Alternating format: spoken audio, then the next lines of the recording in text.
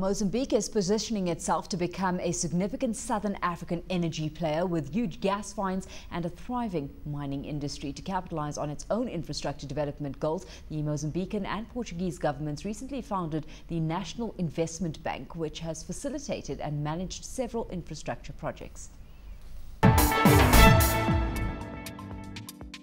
Although only a year old, the Mozambican National Investment Bank is facilitating the fast-tracking of the country's economy.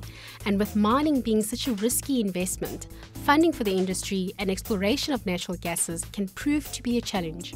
With the expectant revenues from the mining and oil and gas industries in Mozambique, a decision was made that this should be accompanied by the creation of a bank that could further fuel the growth of the country and the broader inclusiveness of growth for the whole population. Mozambique boasts gas reserves estimated to be in excess of 100 trillion cubic feet of gas, making this one of the biggest reserves in the world. And given the potential wealth of this region, an investment of over $60 billion is expected from gas exploration. However, the country still has poor infrastructure and, if not addressed, can impede growth.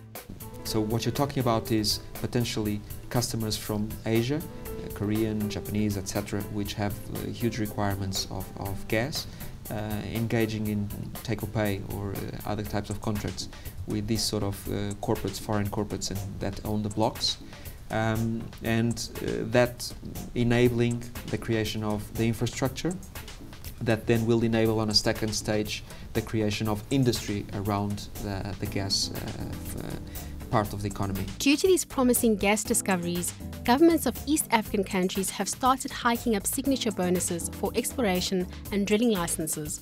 Although there are concerns that this may squeeze smaller companies out of the sector, this can generate an extra revenue stream, especially given the challenges facing junior mining and exploration companies. The mining industry, from conceptualization to exploration through to project development, it takes too long, and time is money. If you sit around waiting for a permit for 6 months, you don't have money to sit around. The small people, the small companies don't have that money. Despite these obstacles, the interest in gas exploration is still picking up and will see Mozambique's economy transform, and where the benefits will not only be felt by the mining companies, but by the broader communities as well. Dumisho Maganyele, Johannesburg. Still with me in studio is Faisal Musa. He's Head of Project and Infrastructure Finance at Investec South Africa, and John Ferraz, who's a Director at ENS in the Projects and Project Finance Department, joins us, still with us in conversation actually. Gentlemen, let's take this conversation a little further now. I mean, we've been talking about the diversification of the country's revenue base. That's very much been in focus, but for now, big gas discoveries in the north by both ENI and Adako Petroleum means Mozambique has the potential to actually become the world's third biggest exporter of LNG, and that after Qatar and Australia. So the sector is very much in vogue. Does government have a clear enough, certain enough, clever enough strategy to actually negotiate access to Mozambique's natural gas deposits? I think right now the answer to that question would have to be no. The INP, which is the petroleum and gas regulatory body within the Mozambican government, has announced plans to revise the gas policy, to develop a gas master plan, and to revise the gas legislation in its totality, both as regards exploration and production. And I think that although that is certainly a positive step, and I think they're taking broad counsel from various parties and they're trying to learn from lessons learned around the world, the flip side of that is that significant investors like Anadarko have progressed their projects to a point that they're pretty much ready to get going. They want to make significant investments in LNG terminals and other infrastructural investments on shore. And at the moment, there is essentially a gap, a regulatory gap, which is creating some uncertainty for investors and for other exploration companies. Statoil is also a participant in that area. But I think to place the thing in context, it's useful for everyone to understand that the sort of 100 TCF estimate that has been bandied around is approximately 100 times larger than the gas finds that we based our own investment in Mosgas in South Africa. And I think that helps to place the economic boom that potentially lies in Mozambique's path in context. That's the potential, and it needs to be managed properly so that this economy can actually leverage off the opportunity it opens up. Faisal, there are fears around things like if project maturations take too long, people will get impatient and government will try and over-regulate things moving forward. That potentially a way for the government to lose this game very, very quickly. How do you rate government's ability to actually keep the balance here? I think there's both positive and negative in the fact that government has essentially been caught flat-footed by the recent gas fund.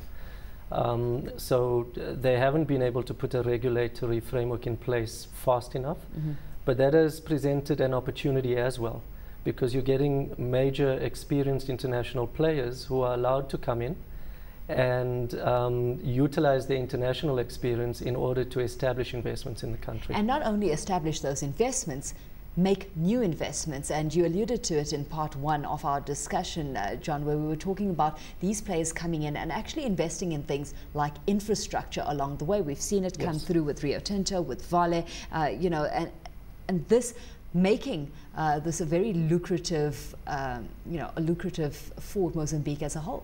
What you're finding is that they're establishing road infrastructure, rail infrastructure, upgrading ports, and all of that is of benefit to the country, and all of that will have an economic multiplier effect. I think where government is at the moment in terms of realizing value from all the activity is they are taking small equity stakes in a number of projects. And most recently we've started seeing concession agreements in the power sector where in exchange for government support and government guarantees, there's a certain minimum amount of return that government requires to be seen from investments that occur. All of that is good because it effectively increases the revenue to government, which allows it to flow through to the people of Mozambique. So on the whole, while government has been caught flat-footed, I would say that all of this activity has been positive, and it is going to have a positive effect in Mozambique. I would agree with that. Overall, just how competitive an investment landscape are we starting to see here with all this foreign investor interest in the country? From a competitiveness point of view, I think that this regulatory uncertainty does create investor risk and investor concern. And so from a competitive point of view, I think that that is potentially a drawback.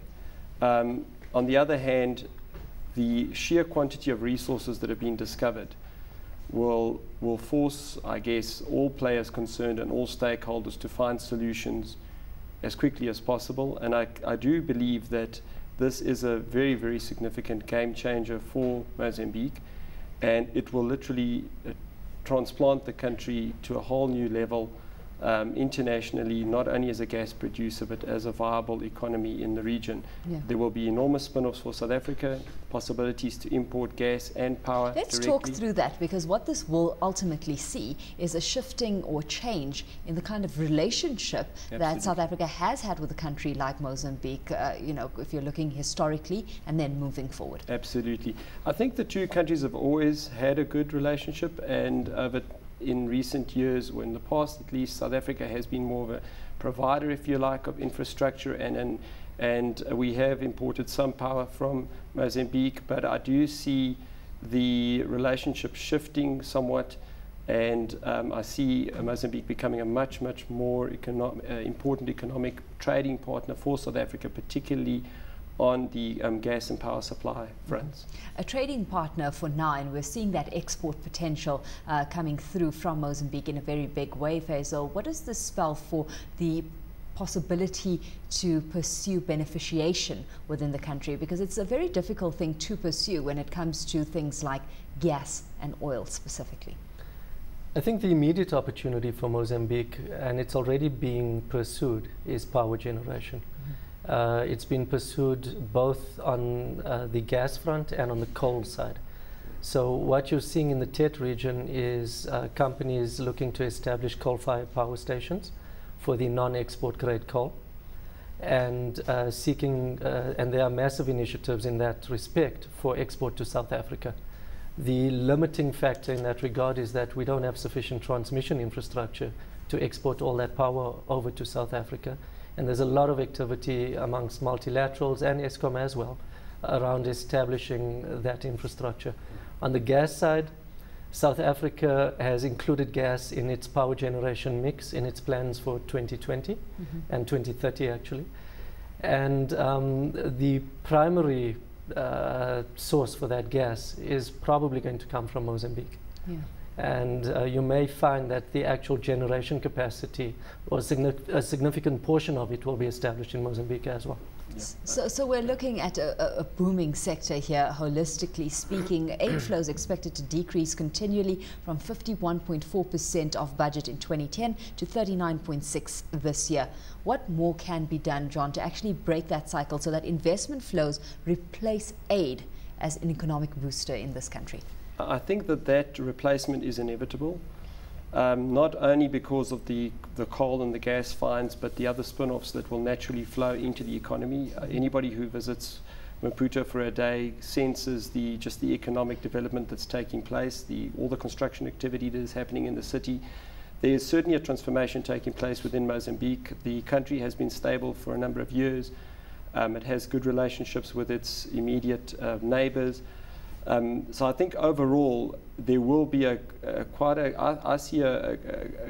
rapid decline in dependency on foreign donor funding, replaced by local investment and regional investment, provided of course that there continues to be that economic stability, that political stability, and that the regulatory environment necessary for those investments is created as soon as possible. Let's leave it there. Thanks so much, gentlemen, for joining me today for this conversation. Of course, we've had John Ferraz in studio with us. He's a director at ENS in the Projects and Project Finance Department, and then Faisal Musa as well, who's head of Project and Infrastructure Finance at Investec South Africa.